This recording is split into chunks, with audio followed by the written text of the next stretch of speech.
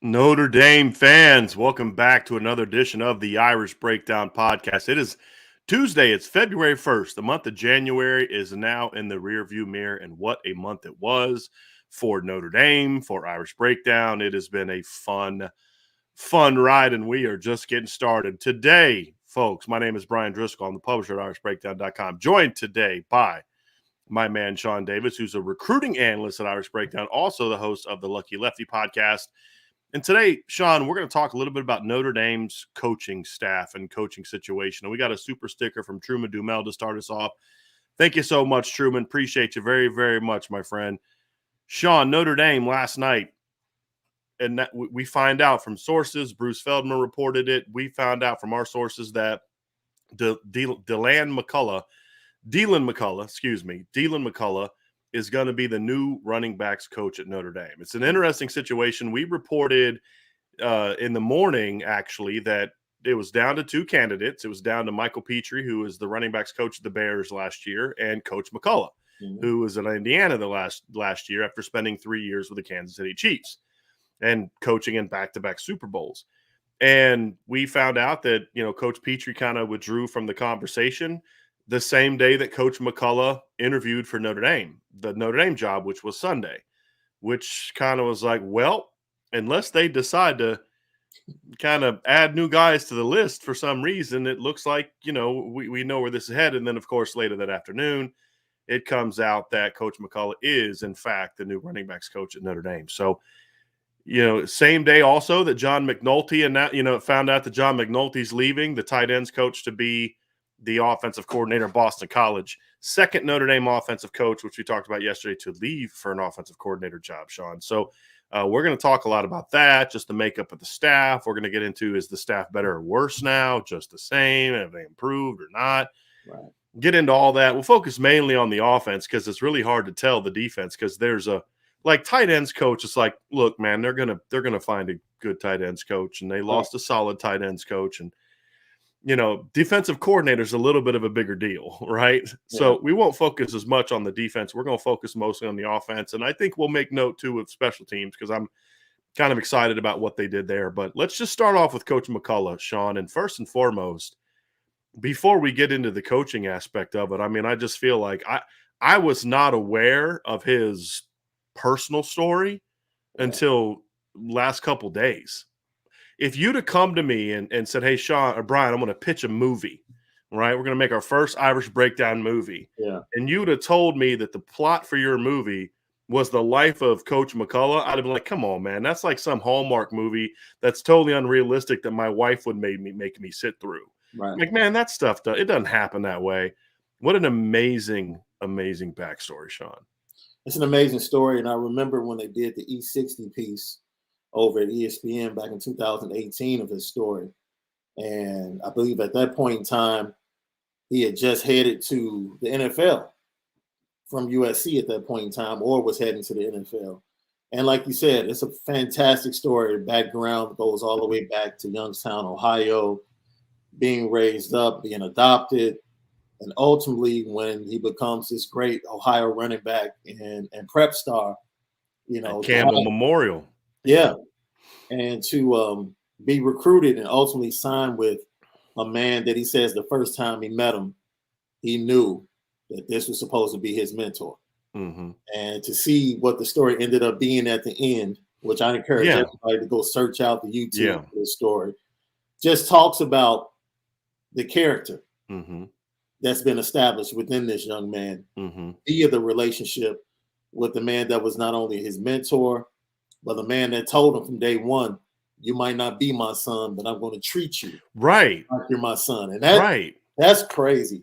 And that has shaped Coach McCullough's life as a coach. Yes. And that's something, part of the reason we wanted to bring this up is because it's really an amazing story. And Yeah, it is. to find out that, as a 40, I think he was like 45, 46 at the time, Mm-hmm. 44, 45, hey, I want to find out who my mother and father are.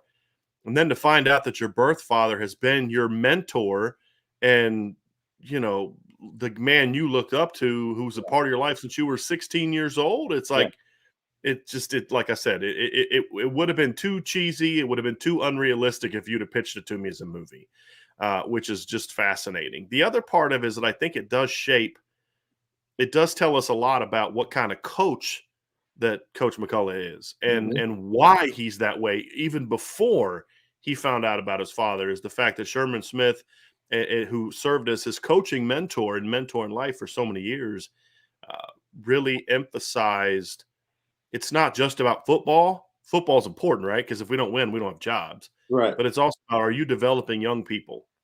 And that's something that I've heard a lot of about Coach McCullough, is that aspect of it.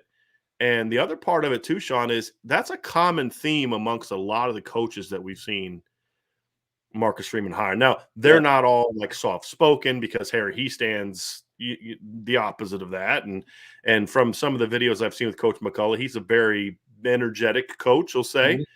And Chansi Stuckey seems to be a little bit more of a teacher. And I mean, there's all types of different things. But the one theme that I've heard from Brian Mason to Al Washington to Chansi Stuckey to Coach McCullough, and then also with Harry Hiestand, is it's really about, these are people that understand the need to develop young people holistically. We had Alex Bars on the other day on our show talking about how, Coach Hiestand doesn't just care about developing you as a football player. It's about how you live your life, about how you attend, how you go to class, how you dress. I mean, there was one time Robert Hainsey tells a story about how in his career he shows up and he's, they're supposed to have a jacket and he's got the wrong kind of, would have been acceptable, but it wasn't what Coach Hiestand wanted. So he made him go back to the dorm room, get a new jacket, just those little things that you may not think are important to you, but as you get older, you realize like, oh, wow, okay, this is why he was the way that he was.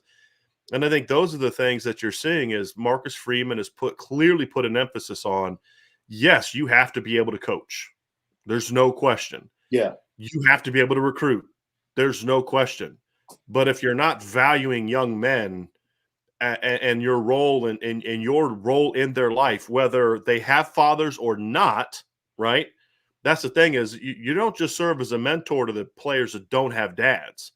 You're also meant to be another strong voice to the players that do have dads. It's right. That's what it's about. It's about we're gonna develop these young men on and off the field. And I can't think of one that doesn't have a track record of doing. Well, Chansi Stuckey doesn't have a track record of doing that because he's done it for 1 year. Right. But anytime you talk to somebody, he's a man of faith, like Coach McCullough is an outspoken man of faith, like Coach McCullough is. And you look at that influence, it's clear that that's part of what Marcus Freeman values, but not at the expense of success and results. And that's the other part, because as we're going to dive into this here, is Coach McCullough comes with a very strong coaching background as well. Absolutely. And I think one of the things that also stands out with Coach McCullough or the coaching staff, and we can just go back to junior day this weekend, talk to a couple of young men as they arrived back home from that visit to Notre Dame, and specifically Chansi Stuckey, from 2 individual recruits. The first thing out of their mouth, he's a man of God and he's a great family man. That was the first thing they said about their time with him. That's what came across immediately. So we talk about building relationships. We talked about Al Washington when he took the job. He said, I have relationships with guys that ultimately decided to go to another school. And he said, I'm fine with that because my job and my purpose is bigger than just getting someone to come to the school that I'm at. So when you have men of high character like that, that young men, and this is why, Brian, it's more important at Notre Dame than any other school. Yes. Because the kids here are different. Like you spoke with Howard Griffith in the last couple of days. I talked to him today, and he stressed he has a son on the team. He's been around the players in the program. The players at Notre Dame are different. Yeah. And when you have people that coach them, you have to have people that can coach them Right. Not like you coach at another school or just coach just to get to the NFL. Right. Because these kids aren't desperate, and football's all they got. Absolutely. You know, that's the unique thing about kids that pick Notre Dame. And you can be hard on them. It's not about you can't yell at them. Yeah. It's not about you can't be demanding of them. It's not about that. I mean, Yeah. Howard Griffith didn't send his son to IMG to be babied and pampered. He sent him there to be challenged and pushed. Yeah. He didn't send him to Notre Dame because it was the easy path. It's to be challenged and pushed. But these are also smarter kids than and kids that are that think and are thoughtful, and that's something that Marcus Freeman has embraced, and something we've heard from players since he got here as the defensive coordinator is it's not just about do what I tell you to do. It's about trying to get them to understand why I'm asking you to do what I'm asking you to do. Yeah. And to your point, Sean, is you have and we saw it with Mike Elston. We've seen it with coaches before, but it's a greater emphasis now, mainly because you have a head coach that cares about it now, and you didn't before. Right.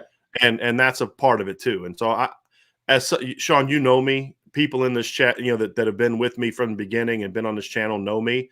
I've always stressed you can't just be a football coach to do college football. There has to be more to it. Now that's important. And if Coach McCullough wasn't a good football coach, we'll get into it, then I would not like this hire. And we'll dive into that too. But you should be able to demand both. Mm-hmm. And that's clearly what Marcus Freeman is doing so far. It's demanding that, yes, you better coach your butt off and you better know what you're doing. You're going to recruit your butt off and you better know what you're doing. But you better make sure that you understand the value of impacting these young men's lives off the field as well. And it doesn't have to be the same, because how Chansi Stuckey is going to go about doing it is going to look a whole lot different than how Harry Hiestand is going about doing it. But the end result is going to be the same. Yeah. And that's what matters.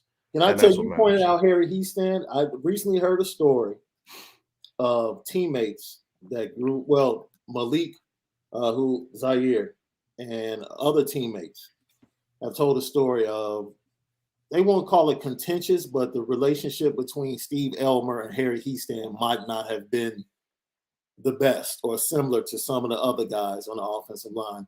Of course, we know Steve Elmer left Notre Dame to go and take a job in Washington, D.C., and that's what he wanted to do with his life.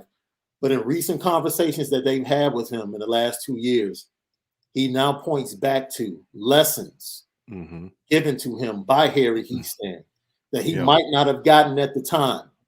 Yeah. But now that he's experienced life, he fully understands and appreciates what was trying to be established and given to him as a human being and as a person for life by Harry Hiestand. Right. And now he fully appreciates it. And now that relationship is totally different as he's matured and become a grown man. So how many times have we heard that about Coach Holtz too, Sean? I mean, you've heard this from former players that played for Holtz. I mean, I hated Coach Holtz when I played for him. But then when I got older and I became a coach or I became a father, you're like, oh, okay, I get it now. Yeah. I understand it now. Yeah. Good on Steve Elmer, because Steve was one of those kids, he liked football, but football was always a means to an end, right?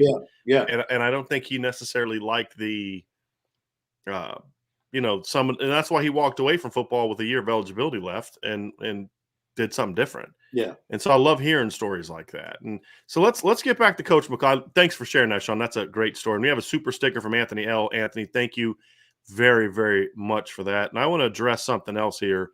Matt 2011 GT, could you and Sean recreate the BK dancing for us?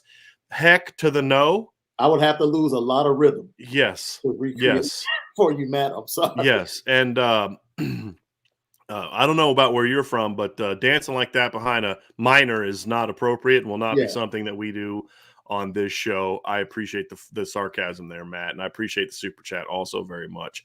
Let's dive into Deland McCullough as a coach. Okay. Sean, there's a little bit about his background. Obviously, you mentioned he was born in Pittsburgh, Pennsylvania, was raised in the Youngstown, Ohio area, played football at Campbell Memorial.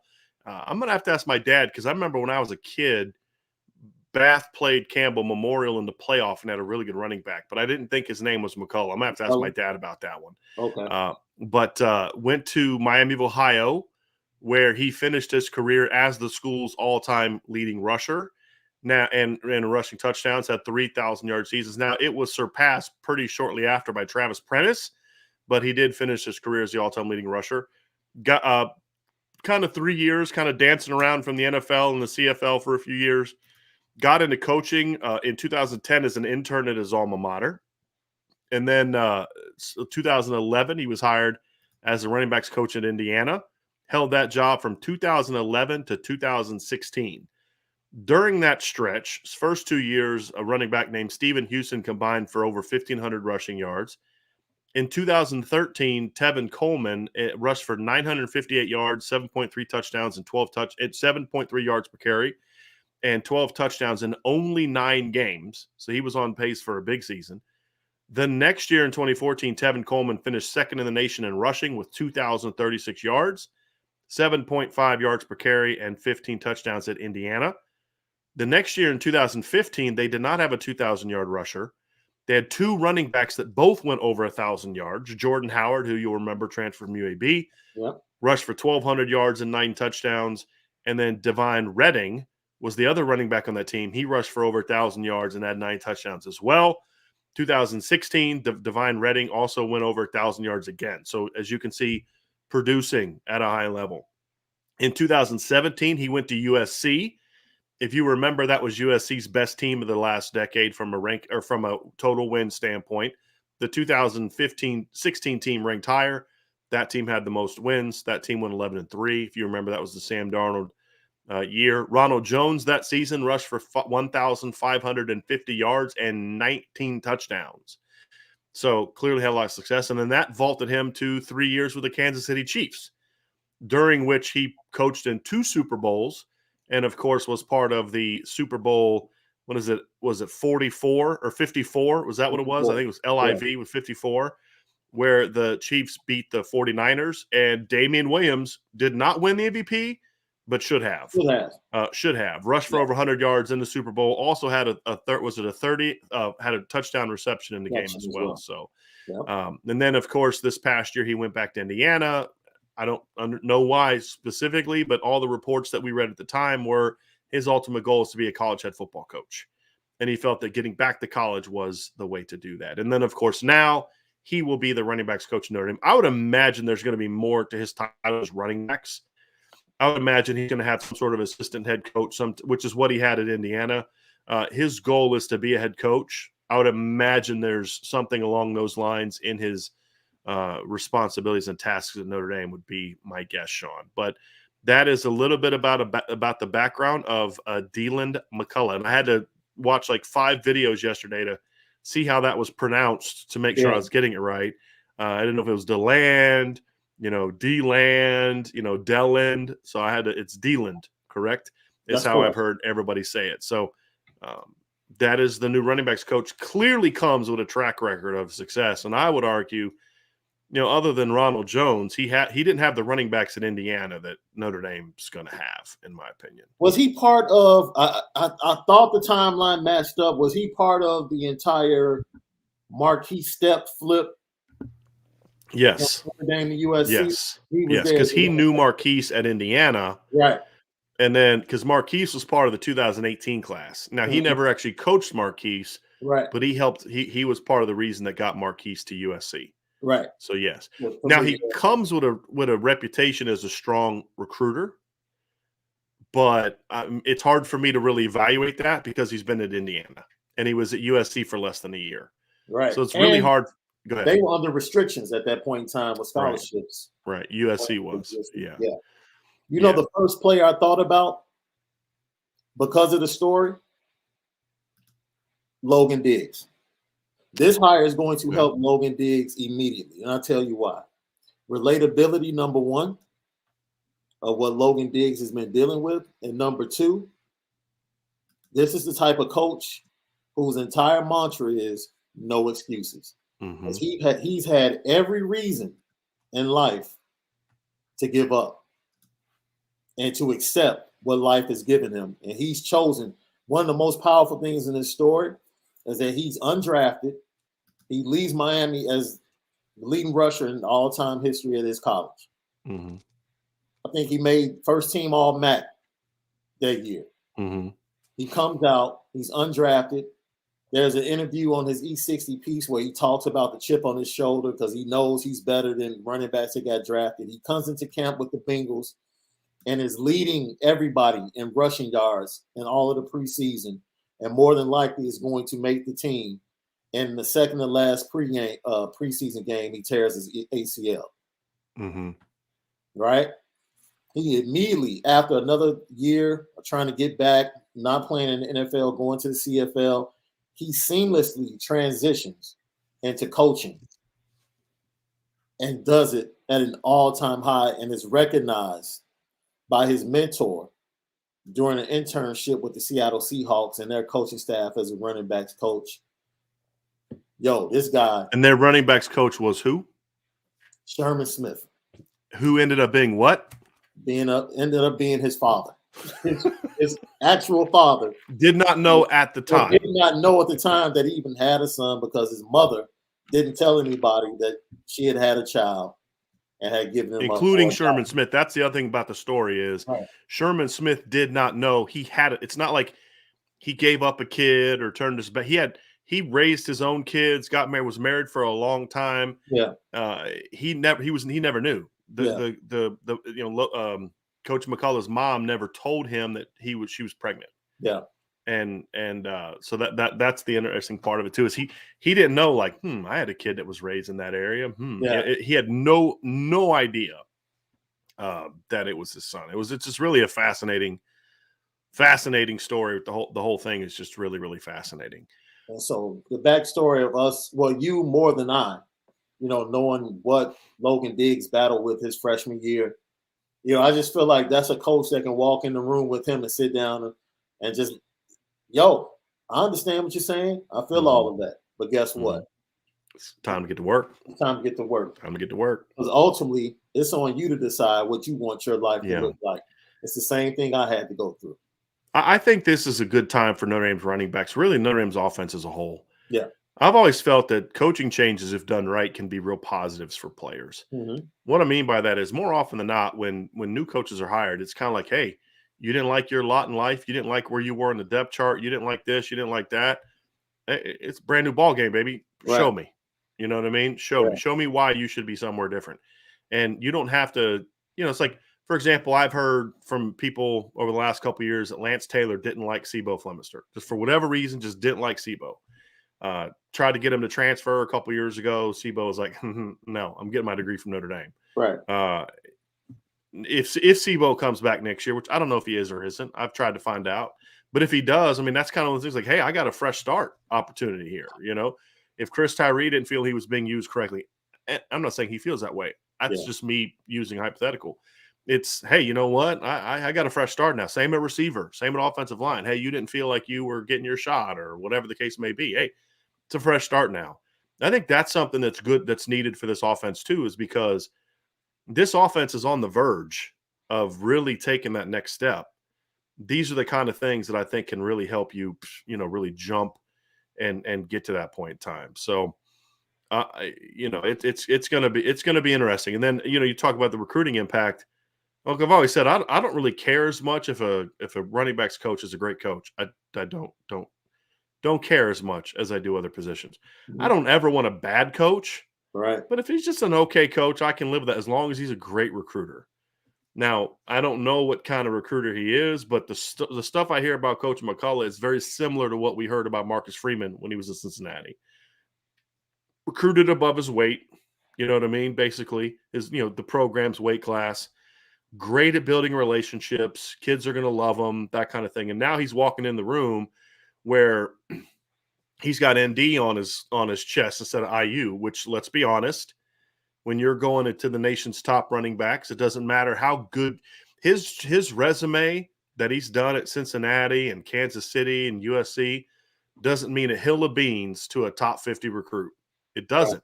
They may love him and respect him, but coach, I'm not going to Indiana. I want to play for championships. Yeah. Now you walk in that room and you've got ND on your chest and it's like, oh, okay.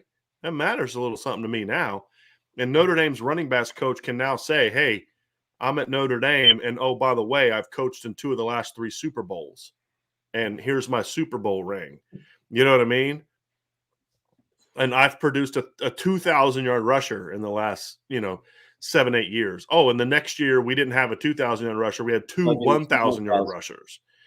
You know, that's a resume that means something, especially now that interlocking ND is on the chest. And Tevin Campbell. I keep saying Tevin Campbell. I'm sorry. Tevin Coleman. I understand why. We're the same age. I get it. Can we talk? Yeah, I get it. I get it. But Tevin Coleman is a local kid. He's a local kid from Tinley Park, unheralded.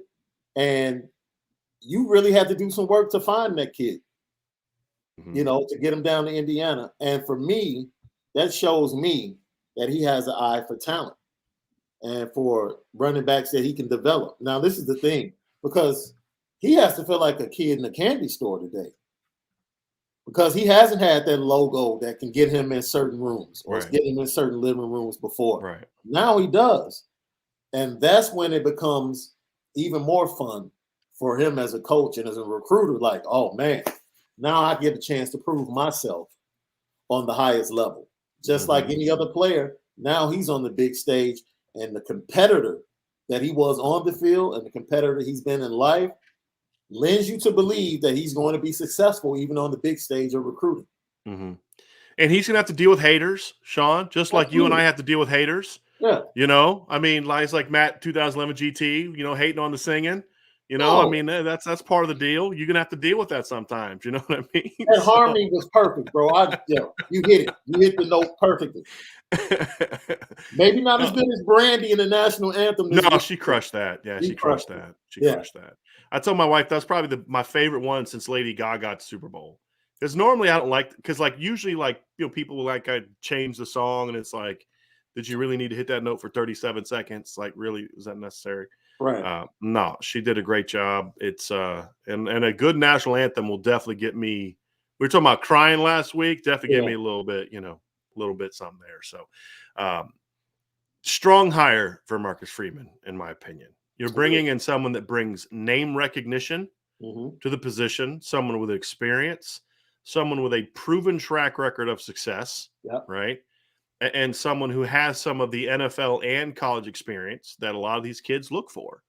Hey, you know what? You coached at the highest level, and you won a Super Bowl. You coached with Pat Mahomes. You coached with Andy Reid. You coached with Eric Bieniemy. You know what I mean? Like, there's going to be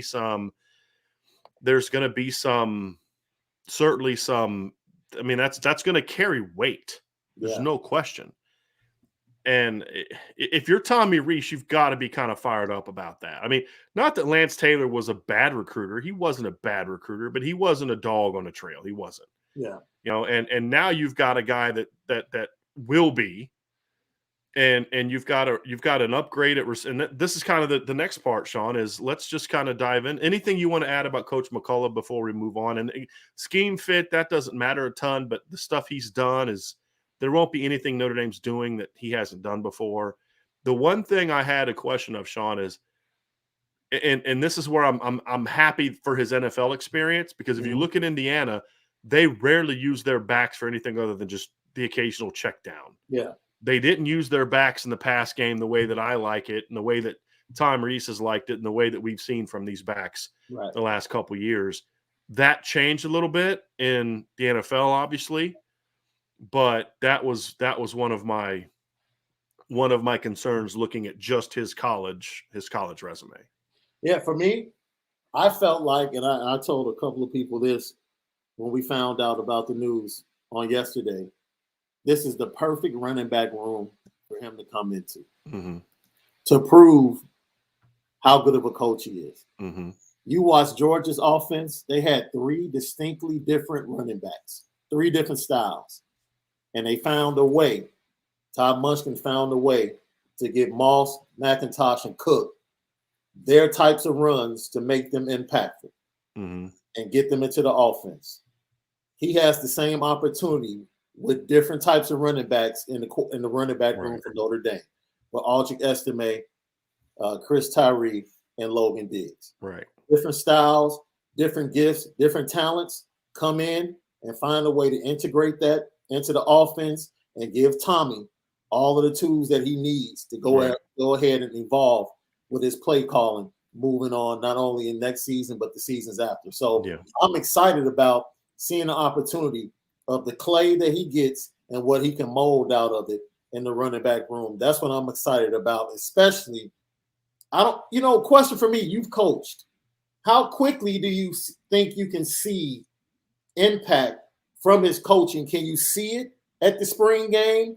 Can you see it in the practices, or do you have to wait until the fall? I don't think we're going to see much of an impact. And Okay. the thing for me is my issues with Lance Taylor had to do with recruiting. Okay. Lance Taylor was a tremendous just running backs coach. Running backs coach. I don't know if you can improve upon that. The concern I had was I don't want to see a big drop off. That was my thing. And I think Lance brought something in the pass game that I don't think Coach McCullough is going to bring because of Lance's background coaching receivers and playing receiver. Right. So I don't know if we'll see that as much, but the concern I had is I don't want to see a big drop off. And I don't think this is the kind of move where pass pro, run game, ball protection, those kind of things, I don't think we're going to see a big drop off. Now, again, I got to go back and study the Indiana film and, you know, see if he does some of the things that are my big pet peeves, like, you know, putting the ball in your outside arm. Some coaches don't teach that. Some do. That's something Lance Taylor, I thought, did a great job of, you know, really being good at the stiff arm, things like that. I haven't had a chance to dive into the film yet. But, you know, I've talked to, you know, what I try to do is talk to people in the business that know the game, who I trust and opinion I respect. And, you know, everybody I talked to last night was like, this is a great hire for Notre Dame. It's a great hire for Notre Dame. Great hire for Notre Dame. It was just, I mean, it was literally across the board. And there's no one that I know that I respect that's had anything other than that. And they're, you know, the people that I talk to are people that I respect, who are straight shooters with me. And the big thing, though, is like I said, the recruiting aspect is where I think the jump needs to happen and can happen. And that's where I'm really interested to see the impact he has. I'm interested in seeing, and I don't know how it will be impactful. He did spend multiple years under Andy Reid and that offense. And Andy Reid, whether you go back to the Eagles, the Chiefs, Andy Reid is one of the best screen play callers. And the way he sets up the screen is fantastic. And you talk about Tevin Coleman, very good running back out of the backfield. Damian Williams, very good running back out of the backfield. He's coached running backs that are very, you know, instrumental in the passing game. So I think he has that on his resume. And I think overall he's worked with different types of running backs. If I'm not mistaken, when he first got there, I think that was the last year Kareem Hunt was 17. Because he was there 18 to 20 the years he was. Okay, so Kareem Hunt had just left it. Yeah. Kareem Hunt had just left. But I think he's worked with multiple styles of running backs, and he's a great teacher. And for me, right now, it's just we'll get to see like everybody else, because he finally has a fair shot at getting big-time talent and going and offering big-time guys at the running back position, being the coach at Notre Dame. So it does look like Kareem Hunt's last year in Kansas City was 2018. That was the year, I think. So he did work with him for a year. Yeah. And then obviously in 2019, it was Damian Williams and Shady McCoy were his running backs. And then obviously 2020, his last year, they drafted Clyde Edwards-Helaire in the first round. Yeah. And he, along with Le'Veon Bell and I think Damian Williams hurt that year? I think he was hurt that year. Yeah, he did get hurt that year. Yeah, they were the running backs that year. So you just named 5 running backs that are instrumental in the passing game as well as running the ball. So Daniel Feller with a super sticker. I appreciate that, Daniel, very, very much. He also had an earlier question I want to address too about this before we move on. Daniel says, love the show. Thank you, Daniel, for that. And think this is another great hire. How long can we realistically think these guys will be around? And how much of a difference will this make as far as in-game adjustments go? Number one, I'm not someone who thought I'm not someone who buys into the whole Tommy Rees doesn't make adjustments thing. I'm gonna say we won't know the answer to that until this season. And the reason I say that is I thought Tommy did a pretty decent job with adjustments in 2020. I think the issue this last year is, I'm telling y'all, I've been in these moments, Sean. You know, you're in games, you know what adjustments that happen early, you know the adjustments you make at halftime. When you don't have faith that your guys can block the guys across from them, there's not a whole lot on my all right, where's my section? Because you have these sectioned off play sheets, right? Yeah. Where's my section for calls to go to and my lines getting destroyed? Where's that box? That box doesn't exist. Okay, my receivers can't get off the press and they're doing nothing but pressing. Let me find that can't get off the press play sheet.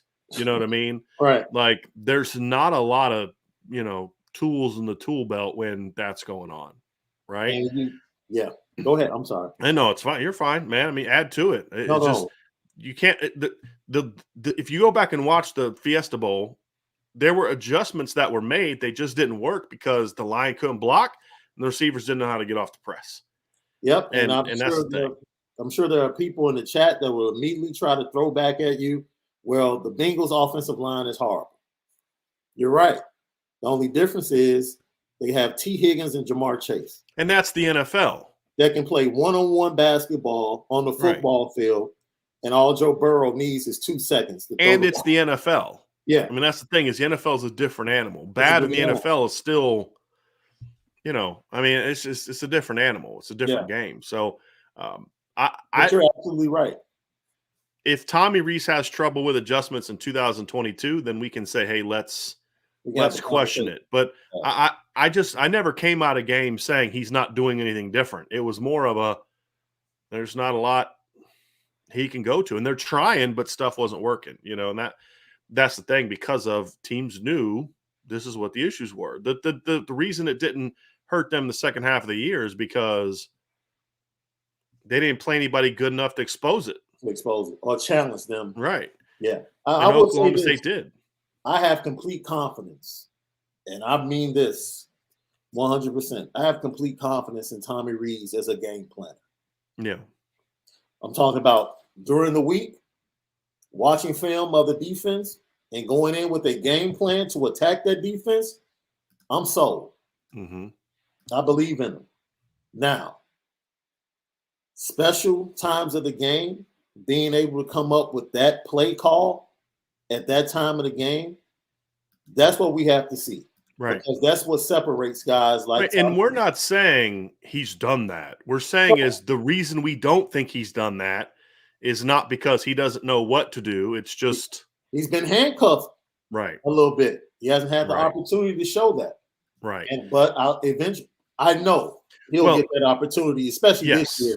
And the offensive line won't be at such a deficit. The one area, too, that I think needs to improve upon, and I think this is where a better run game could help, is I have not been impressed with Notre Dame's starting ability the last 2 years.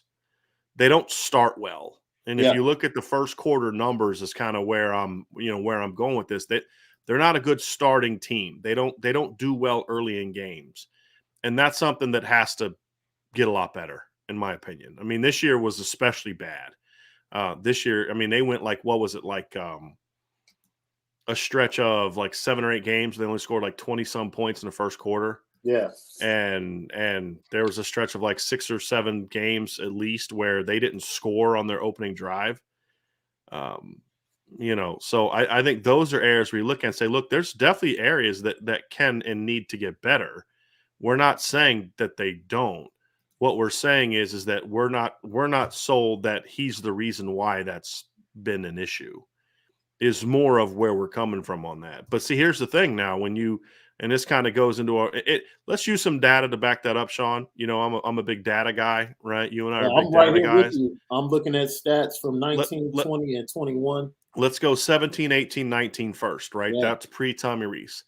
Points in the first quarter, 111 and 17, 115 and 18, 111 and 19.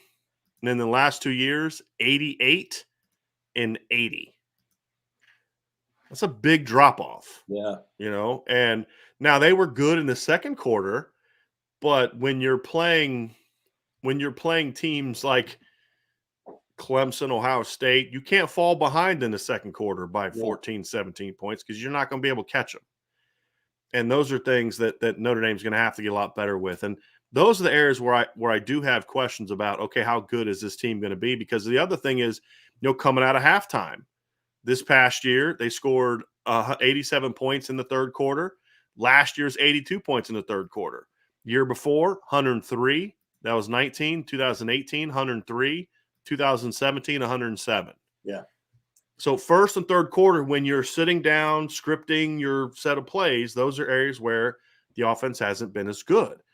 Now, you can't blame Jeff Quinn and Dell Alexander for all of that because they were the coaches in 18 and 19 as well when they were better. Right. That's part of the evolution of Tommy Rees as a play caller, in my opinion.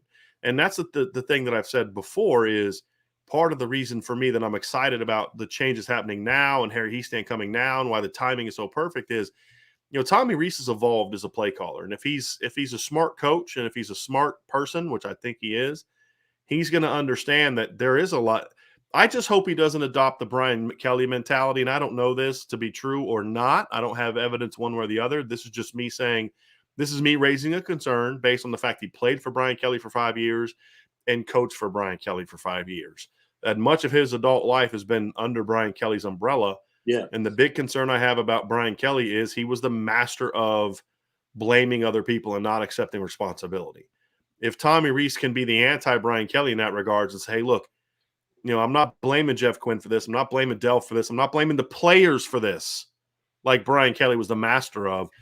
I got to do a better job getting us going in the first quarter. Right. You look at our schedule. If you want to win a championship, you got to come out and put teams away. You got to either A, when you're playing in Ohio State or Clemson, you got to score. You got to match them score for score so your defense can catch up. Or B, if your defense starts off well, you got to put some distance before they come back. And then you got to be able to do the same thing in the third quarter. The first half against Oklahoma State was brilliant. Mm-hmm. Brilliant. His first half of football as it being his deal, yeah, was brilliant. Yeah. And I would argue that we saw this team being much better at scoring early down the stretch. And they put Stanford away early. They put Virginia away early. They put Georgia Tech away early. Post-Navy, they were pretty good at scoring early. But then you play a better team in the Fiesta Bowl. You get off to a hot start, but then they make adjustments, and you couldn't go into halftime and counterpunch. Now, we could argue about why, but the reasons why are gone now, in our opinion.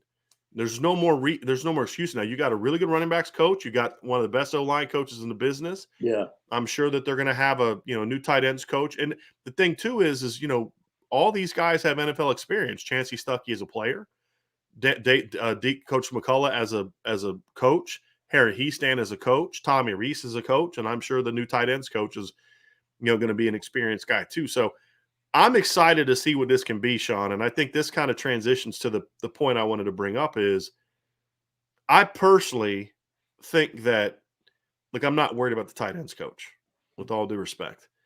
I mean, if he's not a good coach and a great recruiter, Hiestand can work with the blocking, and Chansi Stuckey can work with the pass catching. Right? That's right. Just, but I imagine they're going to get, based on what we've seen so far, they're going to hire someone with a strong reputation as a teacher, as a coach, right? Right. And now the track records of those guys is different, but that's the reputation they come with. They'll be fine there. But honestly, no matter what they do at tight end, unless they hire somebody who can't, coach their way out of a wet paper bag, which there's no evidence that they're going to bring in that kind of coach. I see this as a significant upgrade from a coaching perspective overall. And the reason I say that is a fewfold. Number one, I don't think McCullough is a step down from Lance Taylor. That was a concern I had. Would you get a step down from Lance Taylor? Right. Who I think was forget the recruiting, just pure coaching now. We're just talking about coaching now. Right. Was really good. I believe. I believe Lance Taylor was very good. You may disagree with that, Sean, but I think he was a very good position coach. But so you didn't take a step back with Coach McCullough. That's huge. I think Coach McCullough is a pure running backs coach, which I like. And that's what he's done. Yeah. Running backs. He played running back. He's coached running back. And then I think they had a significant upgrade at the other two positions. Significant upgrades. I agree. The offensive line coach change is astronomical. And even if Chansi Stuckey's just solid, it's a significant upgrade over what it's been. Yeah. And that's the exciting thing for me. This is an offense. This is a team that scored 40 points per game in the last 6 games of the season. This is a team that averaged over 300 passing yards per game down the stretch, last 6 games of the year, and did so with poor receiver coaching, injuries, and poor offensive line coaching. Imagine what they're going to do if this coaching staff is what you and I think it's going to be, Sean. That's kind of – I'm starting to get really fired up about 2022 at this point in time on offense. You can speak to this because you've been in a coach's room before. The conversations in the offensive room when Tommy has that meeting is now totally different. It has a different vibe because I feel like Tommy has a different level of trust in his assistants when they're talking about the offense. That's just the way I look at it. See, the thing about it is, I think Tommy's going to be out of his comfort zone a little bit this year. Okay, and I think that's a good. And I think that's a good thing. I think it's a good thing because I think you didn't have real strong personalities at receiver and offensive line. He had 2 coaches that he really liked, really clicked with, and really respected in John McNulty and Lance Taylor. They saw eye to eye on a lot of things. Right. You now have a very dominant personality at your offensive line coach. Yeah. You have a receivers coach that's going to bring an interesting background. Also, probably not going to be a dominant personality. I would imagine with just 1 year in his belt, he's going to be more of a, here's some ideas I have, and if you want me to, share, and I'm just going to go coach the receivers. You have a running backs coach now that's going to have a different perspective and things that you can lean on, and then we'll find out who the tight ends coach is going to be. But Tommy Rees is going to have to sort of shepherd this staff a little bit more than he did in the past. He doesn't have that veteran like John McNulty that he trusted and relied on to sort of, they coached together with the Chargers, and he'd been an offensive coordinator and all that kind of stuff. Like it's going to kind of take him out of that comfort zone, and I think that's good for a coach, especially a young coach, is, hey, you're going to have a whole new room next year, right? You can take this thing however you want to take it now.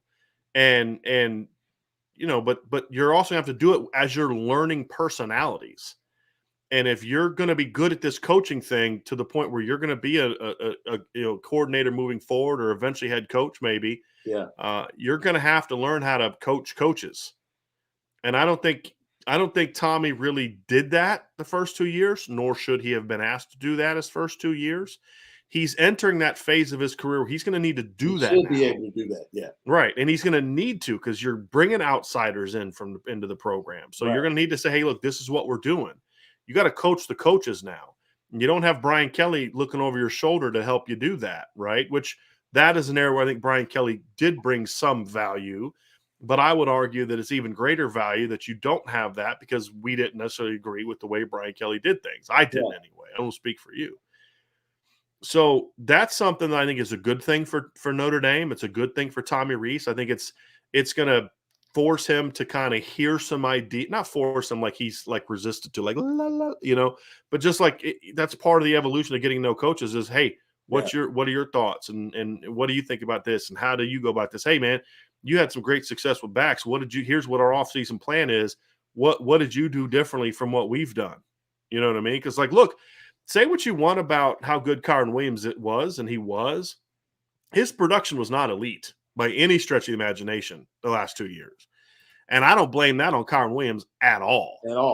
At all. I mean, it's impressive that he had some of the production that he had when you consider the line he was running behind this season. But was it like 2,800 and 31 touchdowns in the last 2 seasons? He had 27 rushing touchdowns the last 2 years. He had more than that receiving. Right. And he's had about 2,200 rushing yards. But he's like little over 5 yards a carry. That's it. He was below 5 yards a carry this year, 4.93.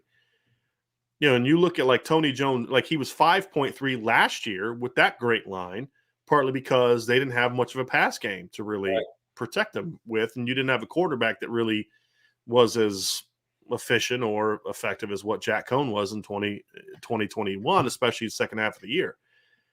And so when I look at it, my point about Kyren Williams is Kyren Williams never got the kind of stuff around him that guys like Tony Jones had, that guys like Josh Adams had, from a line coaching, from a system, just kind of having everything kind of be where you want it to be. Right. He never really had that, which is why Tony Jones Jr. ran for 5.9 yards per carry, and Kyron was never better than 5.3. I think we would all agree that Kyron Williams is a better running back than Tony Jones Jr., Yeah. right?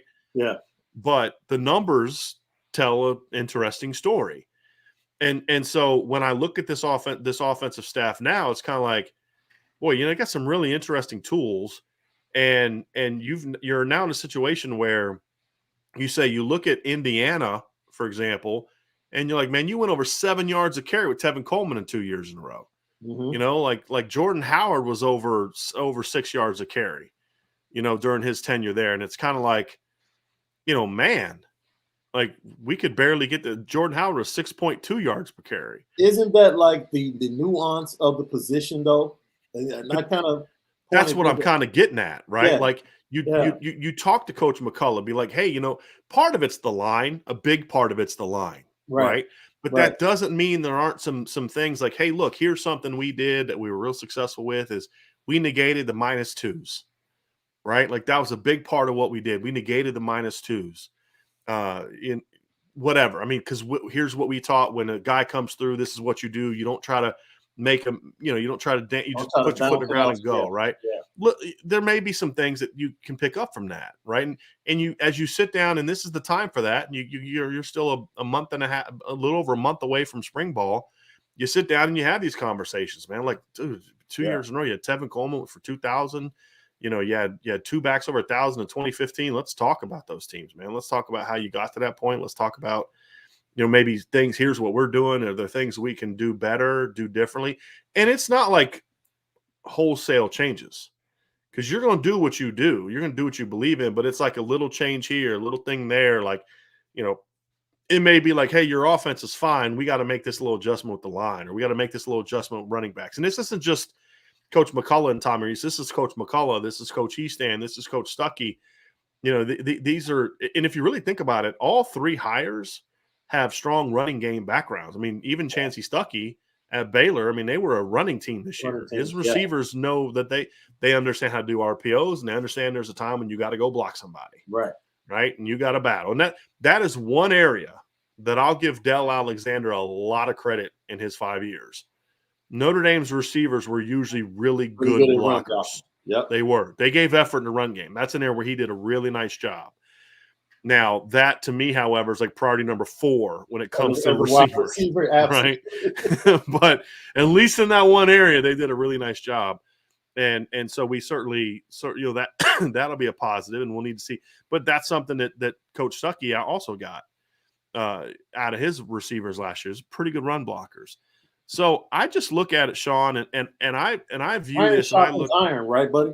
Yeah, and the other thing too, and that's what's good about this room. I think that's what you're pointing out, that it's going to be different, it's going to be challenging, but it's going to be necessary for the evolution of Tommy Rees as a coach. Yeah. Like, you need this change, and this change is good. And ultimately, the conversation changing in the room and the respect changing in the room for each particular coach and what they bring is ultimately going to be better for Notre Dame offensively in the long run. So I'm like you. I feel much better about the coaches in that offensive room going into next season. Yeah. As in comparison to prior. Yeah. Because you had one really good coach last year with Tommy, and that was Coach Taylor. You had one good, solid coach in John McNulty. And then you had 2, let's be honest, subpar coaches at this level. Yeah. At the very least, I think Chansi Stuckey is going to be a John McNulty type, just a good, solid football coach. Now you have 2 really top-level coaches for what they do. Yeah. And Coach McCullough and of course Harry Hiestand. And now let's see what you do at tight end, right? So and the other thing too that we're not talking about is this is now going to be Tommy Rees's 3rd year as a coordinator.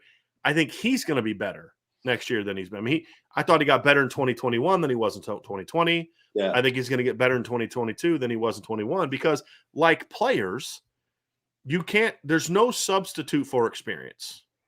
That was the whole issue I had in 2020 when they hired him was this may pay off down the road, but this is going to hurt you right now because you've got a team that needs a veteran Joe Moorhead type, and that was kind of my big kick then. But we did say, and I believe now, that it may hurt you in 20, and we'll see how it does in 2021, but 22 and beyond, it should benefit you because now he's going to – the things that made me question the hire in 2020 are not problems anymore because he has the experience now. Yep. Now it's about learning from the things you did well, learning from the things you struggled with. Hey, what gave us problems last year? Not just we got our butts whooped up front, but like, why couldn't I adjust? What are some things I could have done differently? Because you're going to get into some games like we saw with Georgia in 2017, Georgia in 2019, where especially 2017, where they're geared to stopping the run. And a great team, if they're focused on it, is going to stop you from running the football. Right. What are things we could do better to make sure that when we get in those situations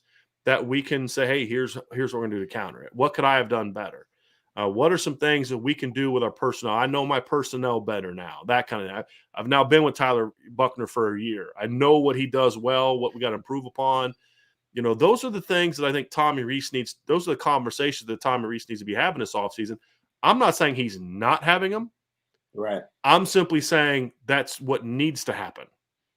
And if he has those conversations, not just with his staff, but it's about getting on the phone with coaches in the business that you respect. Hey, man, I'm going to send you some film this weekend. Can you get a couple minutes? Can you look at it and just give me some thoughts on our third down offense? Yeah. Or I'm going to send you our first quarter film.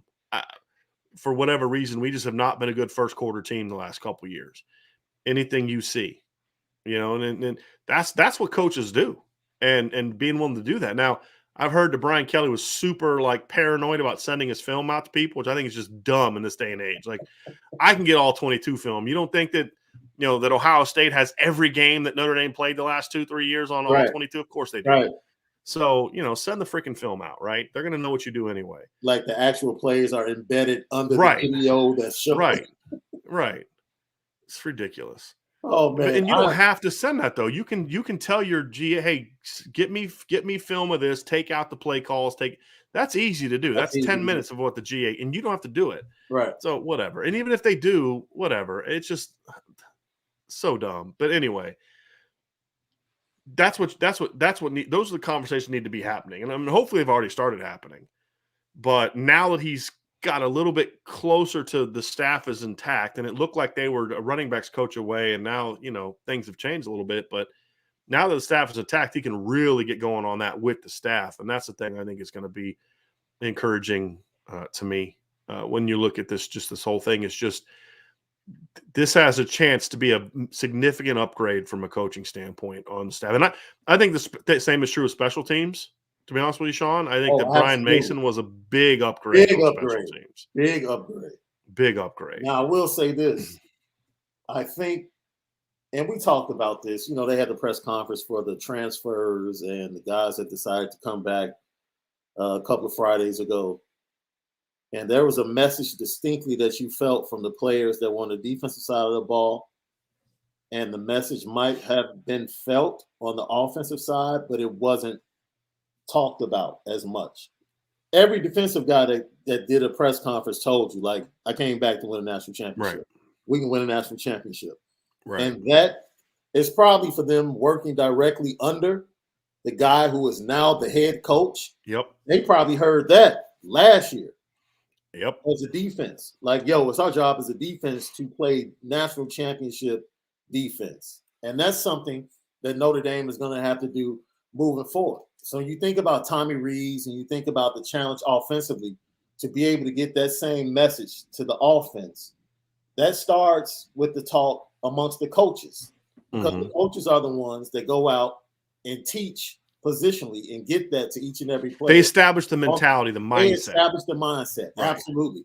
We feel like, and we know that it's already been established from what we've heard on the defensive side of the ball.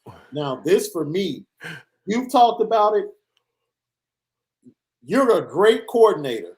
It's amazing how much better Andy Reid became as a coordinator when Patrick Mahomes became the quarterback. Imagine that, right? It's amazing. It's amazing, right? Yeah, so, Sean McVay's offense can't do anything last year, and all of a sudden he gets Matt Stafford at quarterback, and all of a sudden Bengals are a joke of a franchise for how many years, and then Joe Burrow shows up, and lo and behold, all of a sudden Zach Taylor goes from being a horrible coach to, which I don't know if he is or isn't, but my friends in the NFL state, no, he's still horrible. He just has great talent. He just has great talent now. So I don't know. The point is, it goes back to the recruiting. Mm-hmm. But Tommy, because we could talk about game planning, we could talk about play calling, we could talk about communication, developing his staff.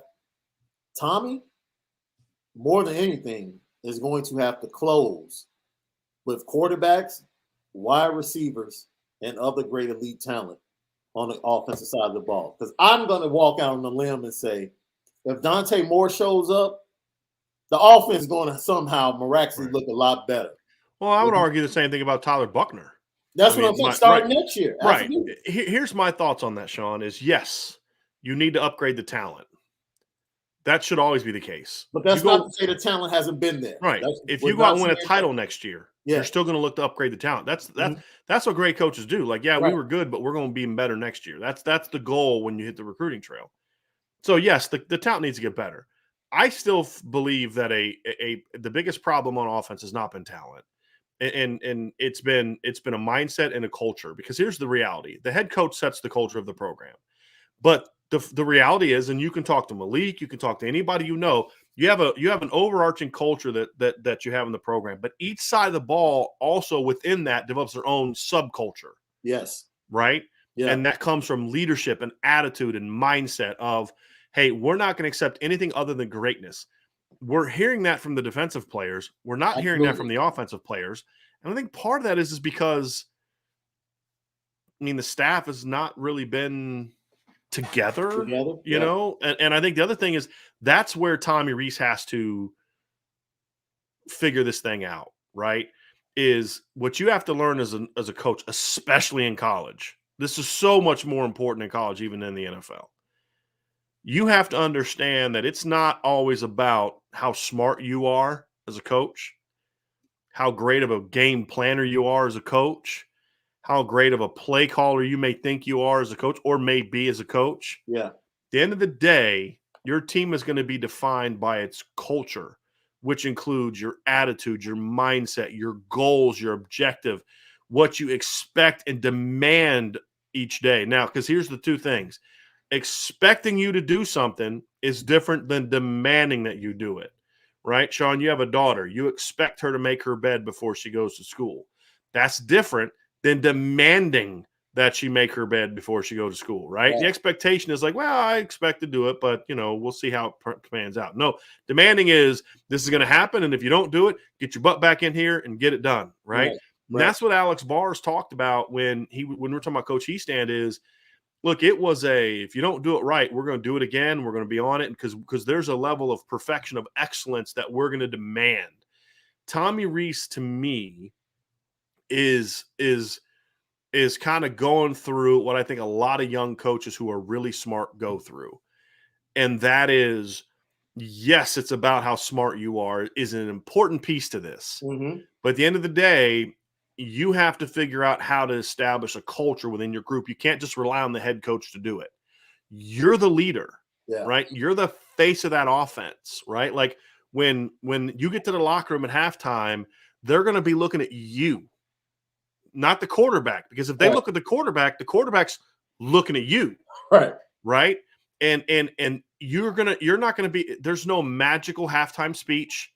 There's no like, secret adjustment you can make. You have to have established all that going into that moment, right? Yeah. Because when you make that change, there needs to be this like there's core beliefs that we have, right? Like whether it be from football, whether it be when it comes to our faith, whether it be political, right? There's things like, yeah, I mean, I believe that, but I'm not going to die on a hill for it. Right. And then there's the ones you're going to die on a hill for, yeah. Right? And to me, when it comes to football, you have to have this deep to your bone belief that you are going to succeed, that you are going to do whatever it takes to win and succeed. And here's the key piece, that the man next to you is going to do the same thing you're doing. And the guy in front of you, which is the leaders, are going to set you in the right direction. Right. There has to be that core belief. And that's where Tommy Rees has to step into the vacuum a little bit and say, hey, we had an offensive coach, head coach, that he was the one that dictated what was going to happen. I'm now the face of this group. And that's what he said he wanted, right? He wanted autonomy. Well, autonomy, to me, isn't about play calling and play design. Full responsibility. Partly, yes. It's about what kind of attitude are you going to have? Are you going to be aggressive? Are you going to be fast? Meaning, and look, Cooper Kupp is not fast. At He all. plays fast, right? There's been Yeah. a lot of great players over the years that weren't fast in the 40-yard dash, but were played fast because it comes down to attitude. It comes down to how you prepare. Hey, we're going to practice fast. We're gonna put you in some tough situations, like Alex Bars also said. Saturdays, and I've said this a million times, Sean. You've heard me say this. You need to get to the point where Saturday is the easy part. Absolutely. And Mike Elko in the defense talked about this in 2017. Like, man, by the time we got to the season, we were like, there's nothing we're going to face on Saturday is going to be worse than what we had to go through the last month. Right. Facing that offensive line. And that's how it needs to be, where it's speed, it's tempo, it's demanding perfection. And I said, well, you're never going to be perfect. Exactly. Which means there's always more to demand, right? There's always another level to get to. Hey, you went it's like you think of the game Malik had against Texas in 2015. Can't get much better than that. He threw 4 incomplete passes. It can get better. Yeah. Right? Like that's the thing, is like, unless you go 29 of 29 for 475 yards and 7 touchdowns and you win 60-0 in the national championship game, it can get better. It can get better. And that's the expectation is, that was good, but it's not good enough. And not doing it in a demeaning, like cracking the whip kind of way, but more of a, hey, this is what you can be. This is what you're capable of. And that's what we talked about with Coach Hiestand is, it was like, hey, he thought you could be this, and he was going to do everything possible to push you to get to that point. Tommy Rees has to set that agenda for the whole offense. And it's about how they go about their business every day.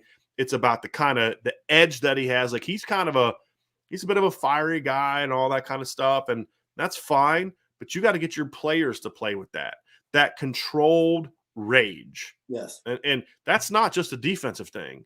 That's an offensive thing too. And the reason I say controlled rage is because if you're just angry and mad and fired up and there's no control to it, then you're going to commit a lot of mistakes. You're going to commit penalties. You're going to turn the ball over. You're going to do dumb things. It's got to be a controlled rage where we know exactly what to do and how to do it. And when you line up, and that's why fundamentals is so important, because if you trust your technique and it's been pounded into your brain day after day after day after day that this is how you play the game, now when you get to September, the scheme stuff matters more because you know how to play. There's a supreme confidence that I've been given all the tools I need to go whoop this dude in front of me, right? And then I'm going to go do it, and I'm going to tell him about it, right? That's what I want to see. And, I know people like my dad are like, well, no, look, go watch the 1988 football team, right? Go watch the 1988 Notre Dame football team. They had supreme confidence that they were going to win. Yeah. They had supreme confidence. They had the tools to whoop the man in front of them. And then after they whooped the man in front of them, they let him know about it. Yeah. Right. Absolutely. And now, we talked about that's not taunting. No. That's not you rush for 3 yards and you get in a guy's face, or you make a tackle for 4-yard gain and you get up and you act like you just won a Super Bowl. No, it's when you do something excellent, it feels good. And it's about passion. It's about fire. It's not about, there's a difference between what Notre Dame did in 88 and how Miami was, right? Yeah. Like, there's a difference. And that's where I'm getting to. He chose the path and was able to get that point to his team that, look, we're not about to beat them this way. But what we're going to do is we're going to line up and punch them in the mouth for 4 quarters, because they're not used to everybody punching back. They weren't afraid. You're not afraid. They're not. Notre Dame wasn't afraid of Miami. No. But where it comes from is it's a mindset. It's an attitude that begins on, last 2 weeks ago when school started. When Matt Bayless got a hold of them, that's when it started. Right. And now Tom Rees has got to start figuring out how we're going to shape that on the field. Where what's our identity going to be? How are we going to coach? Because look, the other coach has got to take his cue. Hey, fellas, we're coaching fast.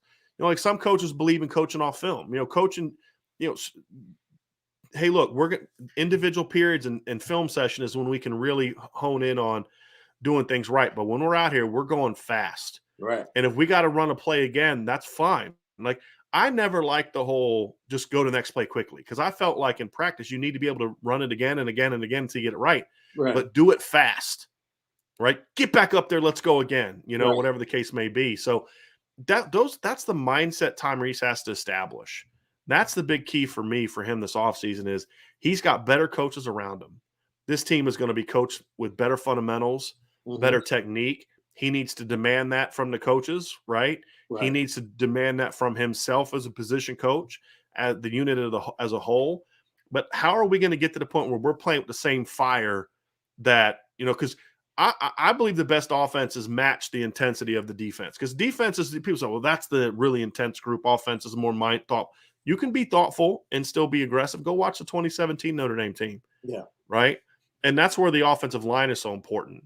Having a coach that's going to establish that physicality, that toughness, that nastiness, where I don't want to run behind. Get me the ball, coach, behind those dudes because we're going to do something with it, right? Yep. I want to see that, and we'll get into the schematic changes and all that kind of stuff. At the end of the day, the scheme matters, but if it doesn't come with an attitude change, this team is going to get better because the reality is Tommy Rees's offense, the first 2 years, have shown some scheme complexity. He's shown me that he has a very high football IQ. He's shown me a lot of good things. What his offenses have not been are super swaggy, intense. Yeah. They battle, but not with the kind, like there's battling and then there's my life depends on it battling kind of thing, and we haven't seen that. We haven't seen them play with a great sense of urgency. When the ball snapped, you just watch the Notre Dame receivers, and they're kind of like 3/4 speed running down the line. The linemen are catching. That's all a mindset thing. Right. That's all. And it happened for years because you allowed it to happen. Right. And that's the final piece for me for Tommy Rees is he can draw up all the awesome plays he wants, and I think he can draw up a lot of them. He's a really smart dude. But being a coordinator is not just about that in college. To be a great coordinator in college, it's about the mindset. You've now got, and here's no more excuses for not being there because you now have the coaching at the offensive line and running back and receiver to expect that, right? And now you have to say, how do we go about our business every single day to demand that? And that's where I think Harry Hiestand could have a tremendous impact on Tommy Rees. Is like, hey, man, my guys show up to my meeting without this, without that, then they go back and they fix it. You know what I mean? Because if you let them get away with that stuff in the film room, then they're going to try to get away with it on the football field. That's how young people are. That's just the reality of it, right? I learned that early in my career. Every coach tell you that. If because if you allow it to happen, they're going to keep doing it, right? Like, I mean, that's the reality of it. If you tell your kid, right? If you tell your kid that they got a 12 o'clock curfew, how often are they coming home at 10 o'clock? No, if you want them home at 10 o'clock, you got to set 10 o'clock, right? Yeah. And then if they don't meet that standard, then there's consequences to it, right? But you got to demand it. You got to expect it. And then you've got to put them in position to go out there and accomplish those things. And to me, that's what we need to see from him. Everybody gets to it. It's humanism and human nature that you get to a point in life or whatever you're doing that life says no. And you have to make the decision what your effort is going to be moving forward, right? And I don't know, just to point this out, there was a play in the second half of the AFC Championship game. You can see it. The Bengals played a ton of zone in the first half. They make an adjustment, and they come out and say, okay, look, we're going to go man, have our safeties back, and instead of playing zone with our safeties back, we're going to play man majority of the half. We're not about to just allow them to run where they want to run. And what you saw halfway through the second half is you saw the effort of the wide receivers. I literally saw Travis Kelce walk during a play. Like if he's running across the middle, Patrick Mahomes actually has somebody to throw to. He just walked because there was resistance to what he was used to getting. Mm-hmm. He's used to being able to run and roam wherever he wants to. And the moment he had resistance, it affected his effort. That's why you teach effort, Brian. Right. Because you know that moment is going to come up in life and in the midst of a game where the other team is going to say, no, we're not about to allow you to do what you plan to do to us. Now, this is where all of the training and the effort and the speed and everything you've taught and wired into your team, this is where it rises up and raises up the standard that you want to play at to be able to go out and execute at those moments. Right. And that's exactly what you're talking about, because why wouldn't you expect that resistance? Right. You should expect that resistance. Teams aren't about to lay down for you. Matter of fact, you're Notre Dame. They get up for you. Teams get up to Right. play. Yeah, I'm talking MAC teams walk in the building, and the last 3 years have played the best games they've played. You've watched these teams on film and said there's no way they're going to hang with Notre Dame. Right. No way. They don't have the talent. They don't have the coaching. And then they do. And then they do. And Notre Dame usually still wins them. Yeah. Because they have better players. But everything you're talking about is a mindset, Sean. And that's the thing is this staff is in better position to do the things it needs to do to have that great mindset. Yeah. That's the key. Yeah. And now it's up to Coach Reese to figure out how to press the right buttons. That to me in college is just as important, if not more so, than your intelligence and all those type of things. That has to come first. Then the scheme and all the X's and O's comes later. And that's the difference to me between the NFL and college football in a lot of ways. That doesn't mean that you don't, those culture is important in the NFL. It is. Yeah. But, these are professionals. I mean, there's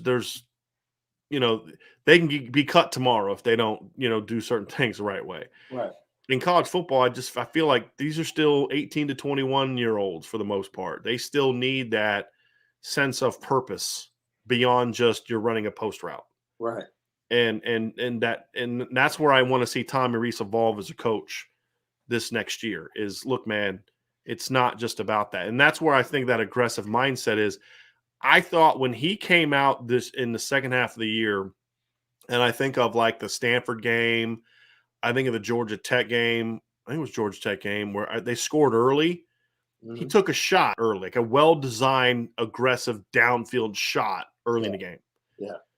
And I think it was like first play game. Was it the first play of the game against Georgia Tech where he went on that deep drag? He took like a deep corner route from Lindsay, and he had Mayer take that, and then he brings Kevin Austin on the deep drag. I think it was the first play of the game. Yep. And it's like, man, that's like you're designing a big play on snap numero uno. There's no feeling out the defense. There's no let's just we're going to go right at them and put them away before they knew what happened. Yeah. That's what gives me encouragement about what Coach Reese can do schematically. Now it's about building that culture Monday to Friday as well. And in February and in March and in April and May. And if he can do that, and if that's the final piece of this puzzle for him as an offensive coordinator, now you're going to really see him take off and be one of the – I think he can be one of the best offensive coaches in the game if he can understand that it's not just about the X's and O's and the playbook and the scheme and the play call. It's about everything that leads up to that with your players. Yeah. And he now has the tools, meaning the coaches, to demand those things and to ask those things. And that's what makes me kind of fired up about what this offense can be, Sean. Yeah, and that is what allows a Cardale Jones team as a number 4 seed to beat Alabama in the semifinals of the college football playoffs. That's how Craig Krenzel can go beat the most decorated and talented team in the history of college football head up in a national championship game. Mentality. Right. Like Ohio State came into that game with the mentality, we're winning. And this is what we have to do to win, and we're going to do that. Right. Same thing with Ohio State against Alabama. And it's going to be the same thing when Notre Dame ultimately gets over that hump. It's going to be that mentality you're talking about that has finally manifested itself. Right. And you've seen the manifestation on the field. Hey. Right. Wow, it's the fourth quarter and they're up 10. Yeah. On said team. Yeah. In the playoffs. Yeah. It's that mental toughness, man. Yeah. And it's like, and that's one of the issues I had one of the many issues I had Brian Kelly. And one of the things I think Marcus Freeman is going to be different. And I hope Tommy Reese can be different because he's got a different perspective. He played at Notre Dame. He understands, like, hey, you think anybody else is studying for a calc final the week before their big game? Yeah. No. And instead of using that as like an excuse, use it. And we've talked about this before, Sean. Instead of using, like Brian Kelly used those things as an excuse, as a crutch. Lou Holtz used those things to say, no one's going to beat you because nobody's working like you do. Right. Nobody's going through what you're going through. You can go to all these other schools and have somebody take the class for you, or have your teacher do this, or everything's online because we don't really care about your education. We're going to give it lip service when we recruited you, but in reality, this is what we're doing. No, you can do that, but here you're going to be different. And it makes you better. I'm okay saying that. It's going to make you better. It's going to make you better than them because nobody else is putting in the work that we put in. Nobody's going to outwork us. Nobody's going to out-hit us. Nobody's going to out-hustle us. Nobody's going to out-scheme us. Nobody's going to out-execute us. No one's going to play with better fundamentals and better toughness than we are. And maybe somebody does, but your players won't believe that. No. And it's about that. That's that culture, that mentality that we need to see. And if Tommy Rees can bring that, and combine that with what I believe to be a very high football IQ, that's what's going to make him a great coach, and that's what's going to make Notre Dame a champion. And the point of this show is not about Tommy Rees so much. I felt like he was, like I said, he was coaching with one hand behind his back last year because of the O-line and the receiver situation. And that got fixed, in my view, in a big way. Yeah. Then he loses the two assistant coaches that we thought were pretty decent, were pretty good coaches. Right. You just replaced one of them with an equal. Right. So the upgrade is still there. And that's the exciting thing for me when it comes to where Notre Dame is at. Now, we've been asked this question a lot. I want to pull this super chat up from Jack Lassen and other people have asked it. You guys think that Coach McCullough's sons are going to come to Notre Dame? I'm not going to speculate on that because I don't have an answer. Do I think that Coach McCullough would like his children to be at Notre Dame? I'm sure. I would be shocked if that conversation. There's no way he takes this job if that conversation hasn't been had in some regards. Whether or not they will come or do they want to come or I hope that part of the conversation was, can my kids play here? Talking to Chris O'Leary and Mike Mickens and Marcus Freeman about his son Dea, who's a 2023 safety who's committed. He's a top 250 kind of kid. And then the son, Deshaun, who's he transferred from Miami to Indiana. Well, that was Deland. Deshaun is the true freshman. Well, he's an early enrollee, 2022 kid. Now, people say, well, he transfers difficult. It won't be an issue for him if he decides to transfer because he's in his first semester of college. Right. So all the classes are going to transfer to Notre Dame as long as they're real classes, and Indiana's a good school. So they would transfer as gen eds. That's the issue is when kids transfer down, as the older kids transfer because they're not being accepted towards the major. That's the problem. Right. And Notre Dame's not going to take you if you're not on pace to graduate.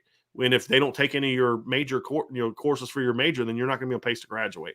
It's a crazy system. So I don't want to speak to whether they will or won't because I don't know. I don't want to assume they will. I don't want to assume they won't. I don't know the answer to that. Right. And I've been trying to find out. Trust me, I've had these I've tried to reach out to people to find out, and I just haven't heard anything yet about that. But the one I would definitely like is the kid who's now a freshman at Indiana, Deshaun. He is a guy that I view as a potential viper. That edge rusher that could drop in coverage and do some things that way. He's a good player. Ranked as a top 100 guy, was committed to Ohio State. Some people view him as a linebacker. To me, he's at best the third linebacker in this class. At best, I'd probably rank him fifth, to be honest with you, because he just doesn't quite run like those guys run. But he's like 6'5", 235, and he played safety as a junior in high school. So he's a pretty good football player. I just view him as more of a viper in the Notre Dame defense. And real quick from Matt, 2011 GT, have to go adult for a bit. Thank you for singing and dancing. Great show as always. You're welcome, Matt. Thank you for the super chats and everything that we do. So Rob Dinoff has a comment, Sean, that we're talking about, and I'm going to strongly disagree with this. I hear you, Brian, but sometimes overall pure talent outweighs work ethic during big games. Sometimes just a more talented team is going to beat you no matter how hard you work. Give me one example of that. And the thing about it is you're not going to be able to give me one because this is the thing is if we're talking about Alabama versus Kentucky, yes, you are correct. But here's the thing that I think that gets lost far too often with Alabama. Alabama doesn't just out-talent people. No. You don't win, was it now 6 national championships at Alabama just because you have better players. Talk about it. Because the thing that gets missed with Alabama is they're a very well-coached football team. Yes. So they don't just out-talent people. So, Rob, I would say is if the coaching is equal, then the more talented team is going to win more often than not, right? And so we have never sat here and said Notre Dame's recruiting is perfectly fine. They're going to go beat Alabama 9 of the next 10 times they play. No, they got to get better for that. What we are saying, however, is that in order to get to the point where Notre Dame can be on that stage is you have to go out. You have to have the talent in place, but you have to outwork. You have to outcoach. You have to do all those kind of things.